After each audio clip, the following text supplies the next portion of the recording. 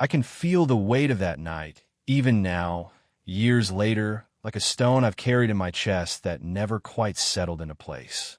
It was October, I think, though the exact date doesn't matter as much as the way the air felt in Malcolm's dorm room that evening.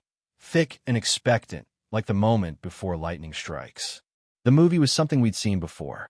I can't even remember what it was. Just the blue glow of his laptop screen casting shadows across the wall behind his bed. We always sat like this, shoulder to shoulder against the headboard, close enough that I could smell his laundry detergent mixed with the faint sweetness of whatever gum he'd been chewing earlier. Normal. Safe. The kind of closeness that had defined our friendship for 3 years without ever needing explanation. But that night felt different from a moment I walked through his door. Malcolm had this energy about him, restless and charged, like he was holding something back. He kept shifting beside me, adjusting his position every few minutes, and each time he moved, some part of him would brush against me. His elbow, his knee, the warm line of his thigh through his sweatpants. I told myself it was nothing, just Malcolm being Malcolm, unable to sit still for longer than 10 minutes. I was good at telling myself things like that. The truth was, I'd been watching him differently for months. Not the way you watch a friend, but the way you study something you're afraid to want. The slope of his shoulders when he leaned back in lecture halls. The way his voice dropped when he was tired, soft and rough around the edges. The careful distance he kept from me in public spaces, and how it dissolved completely when we were alone like this. Malcolm had always been beautiful in that effortless way that seemed to come naturally to people like him. Golden skin that held summer long into autumn. Dark hair that fell across his forehead when he wasn't paying attention. Eyes the color of strong coffee, warm and alert, and always seeming to see more than they let on. But it wasn't just his looks that drew me in. It was the contradiction of him. The way he could command a room full of people and then go quiet when it was just the two of us, like he was storing up all his real thoughts for moments when no one else could hear them. He was everything I wasn't, and maybe that's what made it so complicated. Where I overthought everything, Malcolm moved through the world with this easy confidence that I both envied and found myself drawn to like gravity. Girls noticed him. Professors remembered his name. His teammates treated him like a natural leader, and he wore it all so lightly, like it cost him nothing. I was the one who noticed the small things, though. The way his smile changed when it was genuine versus when he was performing. How he drummed his fingers against his leg when he was nervous, a tell so subtle I might have been the only person who'd ever caught it. The fact that he always chose to sit next to me, even when there were other options, better options, people who fit more naturally into his world. Tonight, that fidgeting was more pronounced.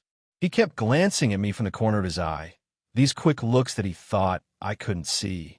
His breathing seemed different too, more deliberate, like he was concentrating on making it appear normal.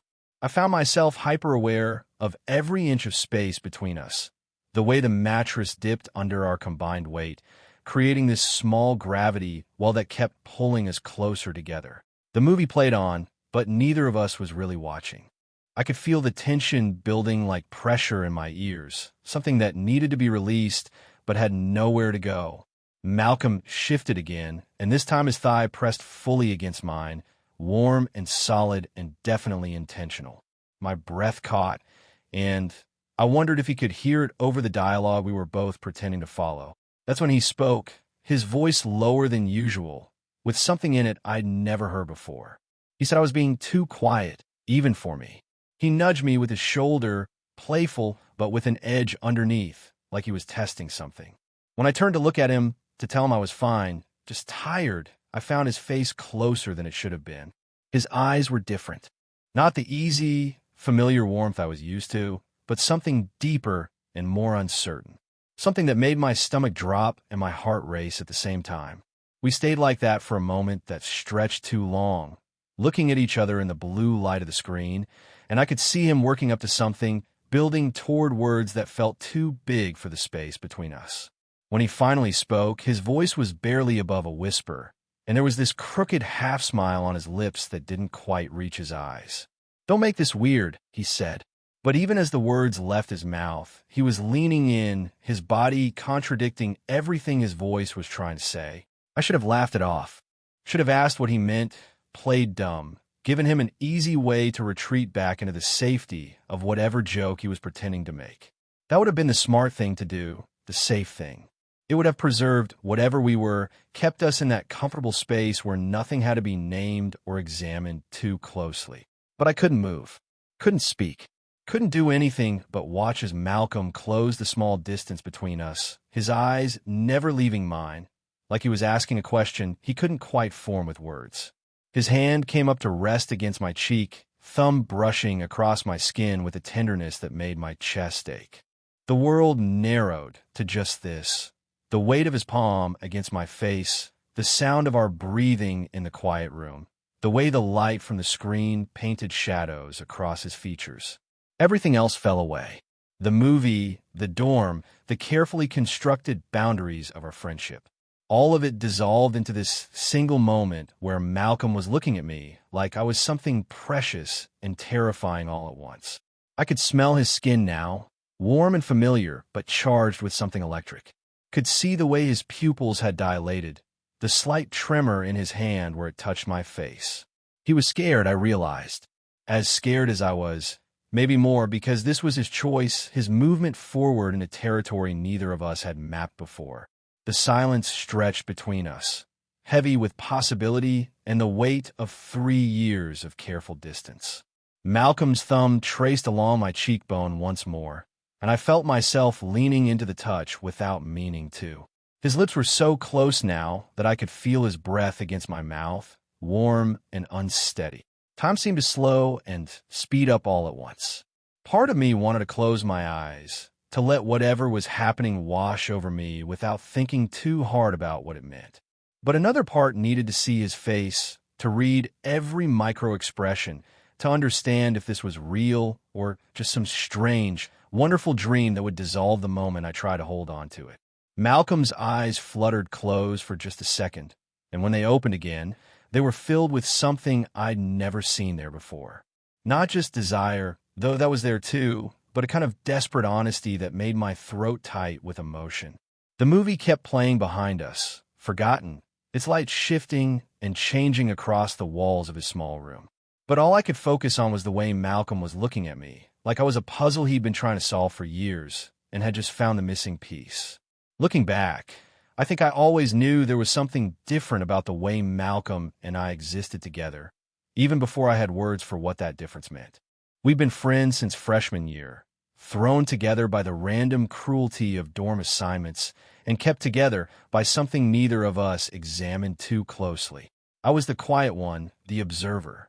Music theory major with perpetually ink-stained fingers for notation practice, and a tendency to fade into the background of any conversation larger than 2 people. I prefer it that way, honestly. There was safety in watching rather than being watched, in understanding the patterns and rhythms of other people's lives without having to perform my own. Malcolm was my opposite in almost every way that mattered socially. Where I measure my words, he spoke freely. Where I second-guessed myself, he moved through the world with this easy confidence that I both envied and found myself drawn to like a moth to warm light. He was the kind of person professors remembered fondly years later, the kind teammates wanted to grab beers with, the kind of guy girls smiled in coffee shops and actually meant it. But what fascinated me most about Malcolm was how different he became when it was just the 2 of us. In public, he was all charm and quick wit, always ready with a joke or an easy grin. He played his role perfectly, the straight boy next door, uncomplicated and approachable. His laugh was bigger than, more performative. His posture straighter, more conscious of the space he took up. Alone with me, though, something in him relaxed. His voice dropped to its natural register, lower and softer than the one he used to project across lecture halls. He moved differently too, less aware of being observed, more willing to let his guard down. Those were the moments when I could see past the easy charm to something more complex underneath. A thoughtfulness he kept hidden from most people, a vulnerability that felt like a secret shared. Our friendship had always lived in those quiet spaces. Late-night phone calls that started about homework and drifted into conversations about everything and nothing. Study sessions that became excuses to sit close together on my narrow dorm bed, shoulders touching as we bent over textbooks neither of us was really reading. Movie nights like this one, where the film was just background noise to something more intimate, the simple pleasure of existing in the same space without needing to explain ourselves. I told myself it was normal, the way my pulse quickened when Malcolm laughed at something I'd said. Normal, the way I found excuses to stay close to him, to extend conversations past their natural endpoints. Normal, the way I cataloged the small details of his presence. The sound of his breathing when he fell asleep during study sessions, the way he absently played with the hem of his shirt when he was thinking, the particular shade of brown his eyes turned in different lighting. What wasn't normal, what I try not to think about too much, was the way these moments felt charged with possibility. The way silence between us could stretch and fill with meaning neither of us was brave enough to name. The way Malcolm's casual touches, a hand on my shoulder, fingers brushing mine when he passed me something, sent electricity up my spine that I was sure he must be able to feel too. Malcolm had dated girls, of course. There had been Sarah's sophomore year, all blonde hair and easy laughter, who I'd watched him kiss outside the dining hall with something that felt dangerously close to jealousy. Then Emma last spring, sweet and smart, and everything any reasonable person would want. I'd listened to him talk about both of them with what I hoped sounded like genuine interest, even as something in my chest twisted tight. But even during those relationships, our friendship remained unchanged. If anything, Malcolm seemed to seek out my company more when he was dating someone, like he needed our quiet moments to balance out the performance of being someone's boyfriend. We'd still have our late-night conversations, our casual closeness, our private jokes that excluded everyone else. It should have made me feel better, proof that what we had was separate from whatever he shared with the girls in his life. Instead, it made everything more confusing. Because if what we had was just friendship, why did it feel so much more intimate than anything I'd seen him share with the people he was actually dating? Why did I know things about Malcolm that his girlfriends didn't? The way he got quiet when he was overwhelmed, the way he needed space to process big emotions, the way he looked when he thought no one was watching and his careful mask slipped just enough to show the uncertainty underneath. I was a music major, trained to hear the spaces between notes, the silences that gave melody its meaning. With Malcolm, I'd become an expert at reading the spaces between his words, the pauses before he answered certain questions, the way his breathing changed when conversations drifted too close to territory that felt dangerous. Tonight had been full of those silences, pregnant with something that felt too big for the small space of his dorm room. Every shift of his body beside me, every glance from the corner of his eye, every moment when his fingers brushed against mine as we shared the bowl of popcorn between us, it all felt deliberate in a way that made my skin feel too tight. And now here we were, suspended in this moment where all that careful distance had collapsed into nothing, where Malcolm's hand was warm against my cheek and his eyes were asking questions I wasn't sure either of us was ready to answer. The moment stretched between us like a held breath, his hand still warm against my cheek, his eyes searching mine for something I wasn't sure I knew how to give him. The movie continued playing behind us, forgotten, its soundtrack a distant hum beneath the sound of our careful breathing. Then Malcolm pulled back just slightly, his hand dropping to his lap. But he didn't retreat completely.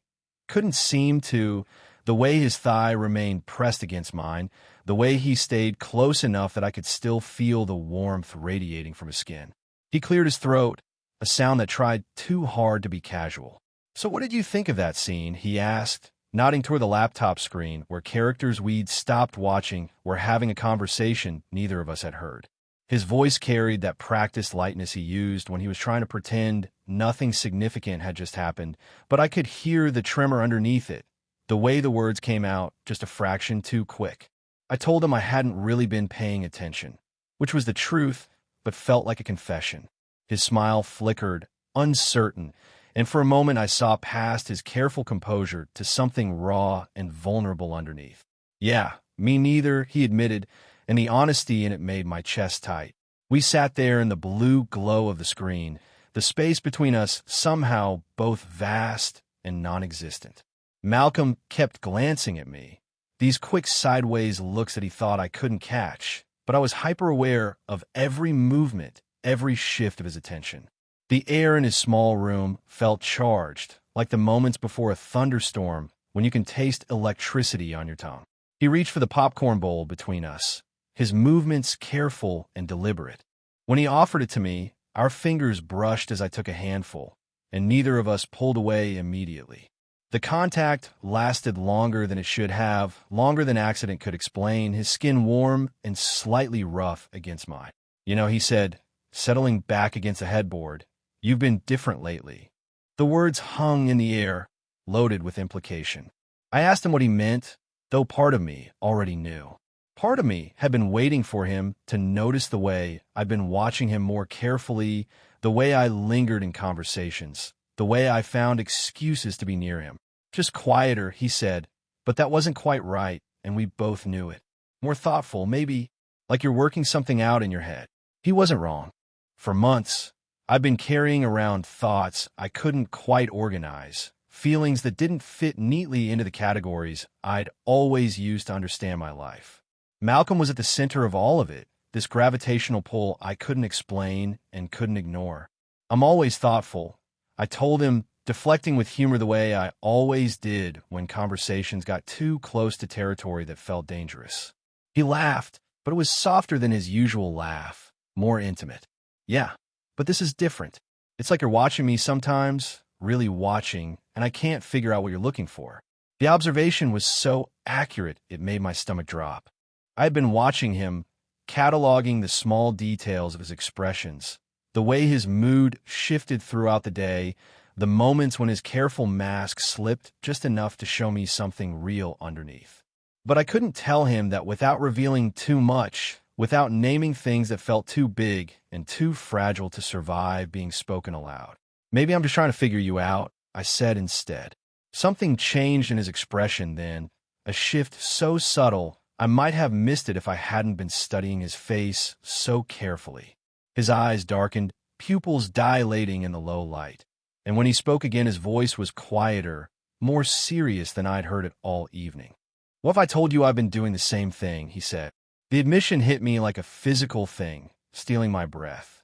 I stared at him, trying to process what he'd just revealed, but before I could respond, he was moving again, shifting on the bed until he was facing me more directly, one leg folded beneath him. "I've been watching you too, Dorian. Probably more than I should. Definitely more than I can explain."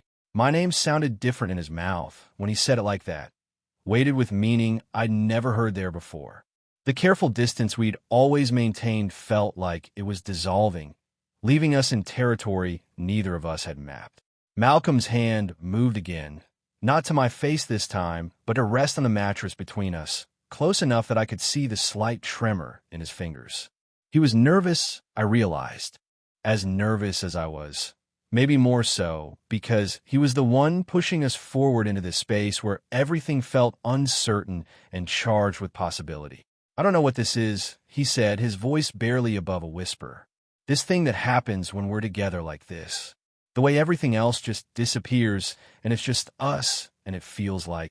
He stopped himself, shaking his head like he'd said too much already. "Like what?" I asked, because I needed to hear him finish the thought. Needed to know if what I was feeling had any echo in him. "Like we're the only two people in the world," he said finally. "Like nothing else matters except this moment, this conversation, this stupid movie we're not even watching." The honesty in his voice was devastating. All this time, I've been carrying these feelings alone, convinced they were one-sided, convinced I was reading too much into casual touches and lingering glances. But Malcolm had been feeling it too, this pull between us that defied easy explanation. I wanted to tell him I understood exactly what he meant. Wanted to say that I'd felt it too, this sense of existing in our own private universe when we were together like this. But the words felt too big, too dangerous. So instead, I just nodded and watched relief flood his features like he'd been holding his breath, waiting for some sign that he wasn't crazy, that this thing between us was real and mutual and worth the risk of naming. The days that followed that night moved like a dream I couldn't quite wake up from. On the surface, everything appeared normal. Malcolm still texted me between classes, still saved me a seat in the dining hall, still showed up at my door with coffee and complaints about his economics professor. But underneath the familiar rhythms of our friendship, something fundamental had shifted. It was in the way he looked at me now when he thought I wasn't paying attention, longer than before, with an intensity that made my skin feel warm and electric. It was in the way his casual touches lingered just a beat too long, his hand on my shoulder when he leaned over to look at my notebook, his fingers brushing mine when he passed me his phone to show me something funny. Each contact felt deliberate now, charged with the memory of that moment in his room when the careful distance between us had collapsed into nothing. But Malcolm was also performing normalcy with an almost desperate precision. He laughed louder at other people's jokes, flirted more obviously with girls in our shared classes, made a point of mentioning plans he had with his teammates. It was like he was trying to convince both of us that nothing had changed, that whatever had passed between us could be contained and categorized as a momentary lapse in judgment. I wanted to believe him. It would have been easier to let that night fade into the background, to file it away as one of those inexplicable moments that sometimes happen between close friends. But my body wouldn't let me forget. Every time Malcolm sat next to me, I was hyper-aware of the space between us, the careful inch of distance he now maintained that had never been there before.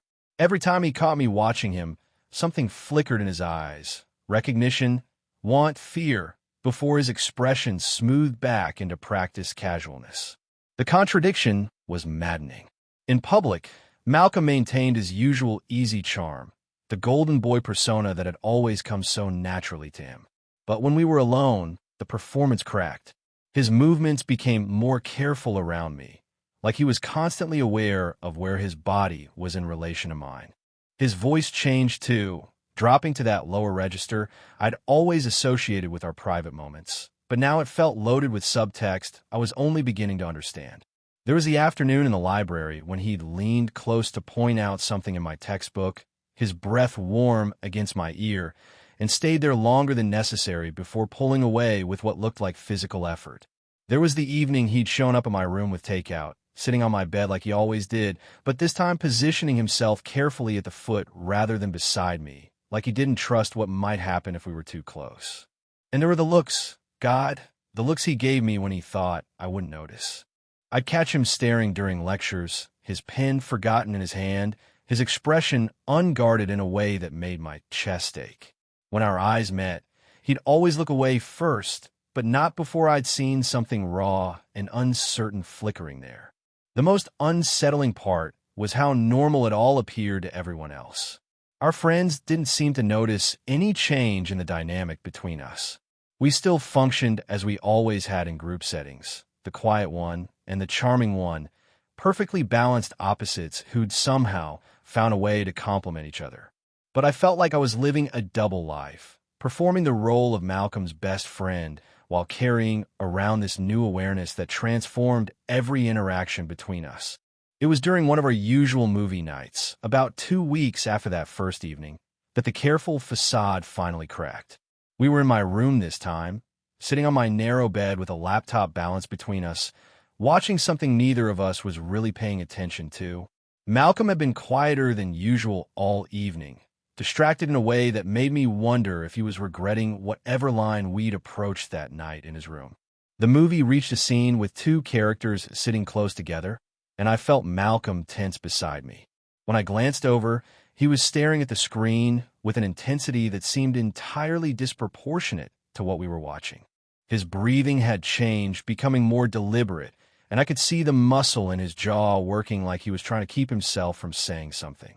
Then his phone buzzed with a text, and when he reached for it, his hand brushed against mine. Instead of the quick contact I'd grown accustomed to, he let his fingers linger, tracing along my knuckles with a gentleness that made my breath catch. When I looked at him, really looked, his careful mask had slipped completely. He was looking at me the way he had that night in his room, with an expression that was equal parts want and terror. His thumb brushed across my knuckles once more, and I could see him fighting with himself, torn between the safety of pretending nothing had changed and the growing impossibility of maintaining that pretense. "I don't think I can keep doing this," he said quietly, his voice rough with something I'd never heard there before. "Doing what?" I asked, though I already knew. Pretending, he said, and the word hung in the air between us like a confession. Pretending that night didn't happen. Pretending I don't think about it every time I look at you. Pretending that sitting this close to you doesn't make me want to. He stopped himself, shaking his head, but the unfinished sentence echoed in the small space of my room. I could see the war playing out across his features, desire battling against everything he'd been taught about who he was supposed to be, about what was safe and acceptable and normal. The silence that followed his unfinished confession stretched between us like a taut wire. Malcolm's hand was still touching mine, his thumb tracing absent patterns across my knuckles, and I could feel the tremor in his fingers that betrayed how much this moment was costing him. The laptop kept playing the movie neither of us was watching, its light flickering across the walls of my small room. But all I could focus on was the way Malcolm was looking at me, like I was both the answer to a question he'd been carrying and the source of a fear he couldn't name. I should have let him retreat, should have made some joke to break the tension, given him an easy way back to the safety of whatever we'd been pretending to be. That would have been the kind thing to do, the safe thing. It would have preserved the careful balance we'd maintained for 3 years, kept us in that comfortable space where nothing had to be examined too closely. But I was tired of pretending too. Tired of cataloging every touch, every glance, every moment when the air between us felt charged with possibility. Tired of carrying around feelings I couldn't name, couldn't share, couldn't do anything with except hold them like secrets in the dark. So instead of giving him an escape, I asked the question that had been building in my chest for weeks. Why do you keep doing this if it doesn't mean anything? The words came out quieter than I'd intended, but they hit Malcolm like a physical blow. His hand stilled against mine, and I watched his careful composure crack completely. His eyes went wide, then dark, and for a moment he looked so young and lost that my chest ached with the urge to take the question back. But I didn't. I waited, watching him struggle with an answer that seemed to require dismantling everything he thought he knew about himself. Malcolm pulled his hand away and ran it through his hair, a gesture I recognized as his tell for when he was overwhelmed. He looked away from me, focusing on some point on the far wall, and I could see him working through whatever he was about to say, testing words before he spoke them.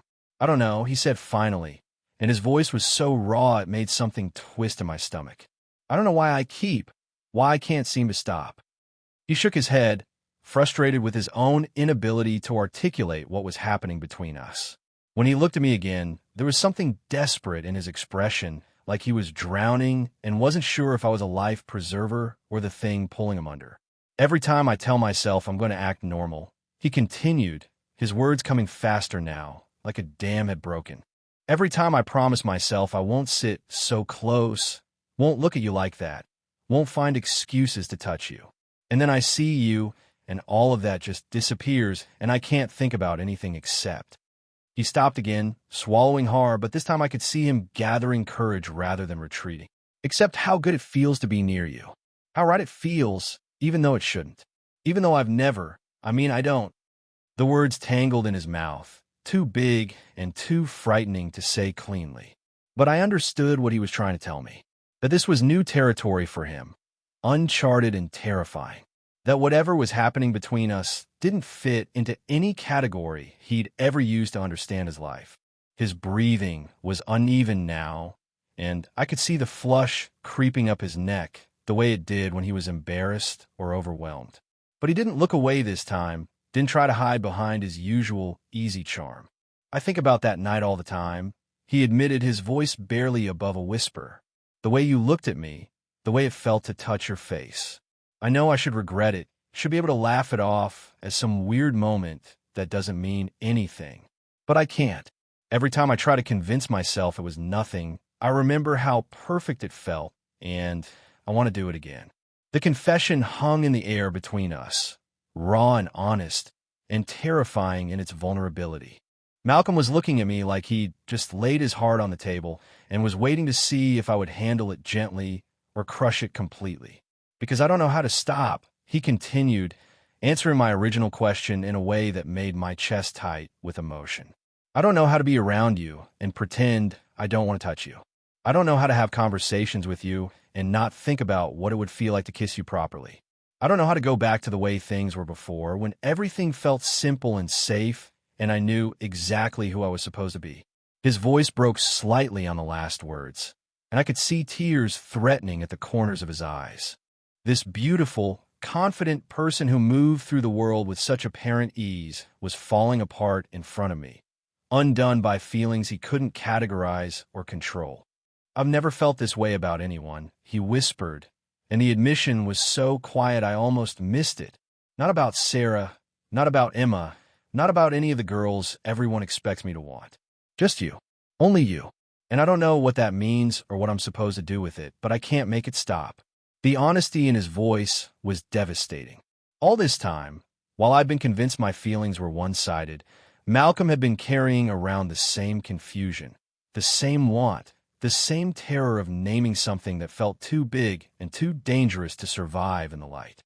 The weight of his confession settled between us like something physical, changing the very air in the room.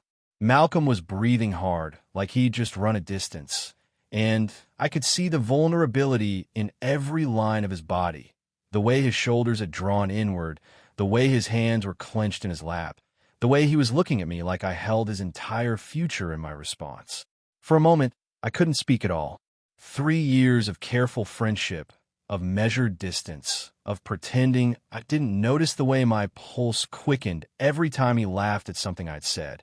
All of it had led to this moment where everything hung in the balance. I realized then that this was my choice to make.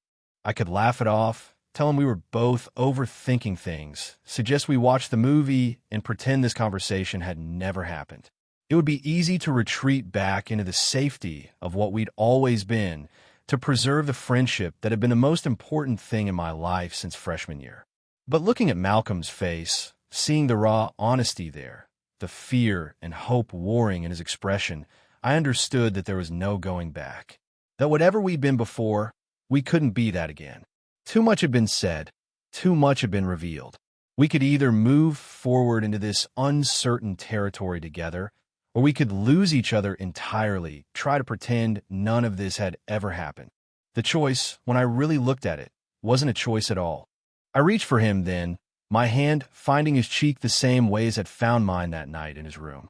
His skin was warm and slightly rough with stubble, and when my thumb brushed across his cheekbone, he let out a breath that sounded like relief and terror combined.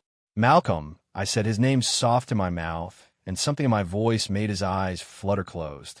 "I've been trying to figure out how to tell you the same thing," I whispered and watched his eyes snap open, wide and disbelieving. I told him about the months of watching him, of cataloging every expression, every gesture, every moment when he let his guard down enough to show me something real. I told him about the way my chest ached when he dated other people, and how our private moments had become the brightest parts of my days. I told him about lying awake at night, replaying conversations, searching for hidden meanings in casual touches, wondering if I was losing my mind or if there really was something electric in the space between us. "You're not the only one who's been pretending," I said, and the admission felt like stepping off a cliff. Malcolm leaned into my touch, his eyes closing again as if my words were too much to process while looking at me. When he opened them again, there was something different there, not just the fear and confusion that had been haunting him for weeks, but hope. Fragile and tentative, but real. "What does this mean?" he asked, his voice barely audible. It was such a simple question, but I knew he was asking about more than just this moment. He was asking about us, about what we were becoming, about how we were supposed to navigate this territory that neither of us had ever mapped before. He was asking about the future, about whether this was something we could survive or if it would destroy the most important relationship either of us had ever had. "I don't know," I told him honestly, "but I'm tired of being afraid of it." Something shifted in his expression, then a kind of surrender that made my heart race. He brought his own hand up to cover mine where it rested against his face, pressing my palm more firmly against his skin. "Me too," he whispered, and the words were like permission, like the last wall between us finally crumbling. The space between us seemed to shrink without either of us moving, and I could feel the pull of something inevitable, something that had been building for months, and could no longer be contained by our careful boundaries. Malcolm's eyes searched mine, asking one last silent question, and when I didn't pull away, didn't give him any reason to doubt, he began to lean forward. This time, it wasn't hesitant or questioning. This time, when Malcolm moved toward me, it was with purpose, with the weight of everything we'd just admitted to each other. His free hand came up to rest against my neck, thumb brushing along my jaw, and I could feel the slight tremor in his fingers that betrayed how much courage this was taking. The movie continued playing behind us, forgotten and irrelevant. The rest of the world seemed to fade away until there was nothing but this. The warmth of Malcolm's skin under my palm, the way his breath caught as the distance between us disappeared, the moment when 3 years of careful pretending finally collapsed into honesty. When his lips finally touched mine, it wasn't the desperate, uncertain kiss of that first night. This was different, slower, more deliberate, weighted with everything we'd just confessed to each other. It was the kiss of two people who had finally stopped running from what they wanted, who had chosen each other despite not knowing what that choice would cost them. Malcolm kissed me like he was memorizing the moment, like he wanted to commit every second to memory in case it was the only time he'd ever be allowed this kind of honesty. And I kissed him back with 3 years of held breath, 3 years of wondering and wanting and pretending I didn't. It was perfect and terrifying and nothing like I'd imagined, and everything I'd hoped for all at once. It was surrender and courage and the end of pretending and the beginning of something I couldn't name but desperately wanted to discover. When we finally pulled apart, neither of us spoke for a long moment. The kiss had ended, but Malcolm's hand was still warm against my neck, his thumb tracing small circles along my jaw like he wasn't ready to completely let go. His eyes were soft and dark in the flickering light from the laptop, pupils dilated, lips slightly parted as he tried to catch his breath. I could see him processing what had just happened, working through the implications of this choice we'd both just made. There was wonder in his expression, but uncertainty too, like he was waiting for reality to reassert itself and tell him this couldn't be real. The movie had ended at some point during our kiss, the screen now showing only the credits scrolling silently against a black background. The absence of sound made everything feel more intimate somehow, like we're the only two people awake in the entire world. Malcolm's hand slipped from my neck to rest on a mattress between us, but he didn't pull away completely.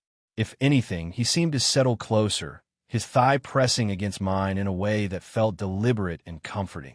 The careful distance he'd been maintaining for weeks was gone, replaced by this new closeness that felt both foreign and perfectly natural. That was, he started to say, then stopped, shaking his head like words weren't adequate for what he was trying to express. I know, I said quietly because I did know.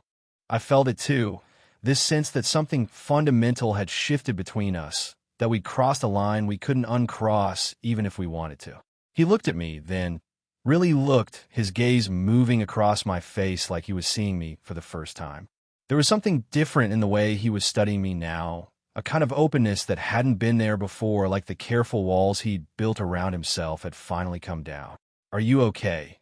I asked because I needed to know that he wasn't already regretting this, wasn't already pulling back into the safety of pretending none of this mattered.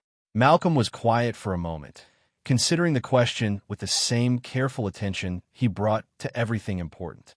When he finally answered, his voice was soft but certain. "I'm terrified," he said, "but yeah, I'm okay. More than okay, actually." He shifted slightly, turned to face me more fully, and I could see him working up the courage to say something else. His fingers found mine where they rested on the bed between us, intertwining with a gentleness that made my chest ache. "I keep thinking I should be freaking out more," he admitted. "Like this is supposed to be this huge crisis of identity, or whatever. But sitting here with you, it just feels right.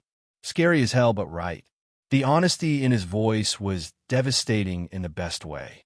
This person I'd known for 3 years, who I'd watched navigate the world with such apparent confidence, was showing me a vulnerability I'd never seen before. It felt like a gift, this glimpse of who Malcolm was beneath all his careful performances. "We don't have to figure it all out tonight," I told him, and watched relief flicker across his features. He nodded, squeezing my hand gently. I know. I don't want to go backward, you know? I don't want to wake up tomorrow and pretend this didn't happen. The fear in his voice was so familiar it made my throat tight. It was the same fear I'd been carrying for months, that this thing between us was too fragile to survive in daylight, too precious to risk examining too closely. We won't. I promised him and meant it. Malcolm leaned back against the headboard, pulling me with him until we were sitting side by side, shoulders touching, my head resting against the warm curve where his neck met his shoulder. His arm came around me, hesitant at first, then more confident when I settled into the embrace. The silence that fell between us now was different from all the silences we'd shared before. There was no tension in it, no weight of unspoken things demanding attention. It was peaceful in a way that felt entirely new, like we'd finally found our way to a place where we could simply exist together without performance or pretense. I could feel Malcolm's breathing gradually slowing, his body relaxing against mine. Every so often, his fingers would trace patterns along my arm where his hand rested, absent touches that spoke of comfort and contentment. The laptop had gone dark, leaving us in the soft glow from the streetlight outside my window. "This is nice," he murmured after a while, his voice heavy with the kind of exhaustion that comes after emotional breakthroughs. "Yeah," I agreed, closing my eyes and letting myself sink into the warmth of his presence. We stayed like that as the night deepened around us, not sleeping but not quite awake either, existing in that liminal space between one thing and another, between friendship and whatever this was becoming, between the people we'd been and the people we were discovering we could be together. At some point, Malcolm's breathing evened out into the rhythm of sleep, but his arm remained around me, his hold gentle but secure. I stayed awake a little longer, listening to the quiet sounds of his rest, feeling the rise and fall of his chest against my side. No words had been spoken about what we were now, what this meant for tomorrow or next week or beyond. We hadn't made any promises or declarations, hadn't put labels on whatever we were becoming. But in the darkness of my small room, with Malcolm's warmth surrounding me and his breath soft against my hair, it felt like we'd said everything that mattered without saying anything at all. The last thing I remember before sleep took me was the feeling of Malcolm's hand finding mine in the dark, fingers intertwining with a quiet certainty that felt like a promise neither of us was ready to speak aloud, but both of us understood completely.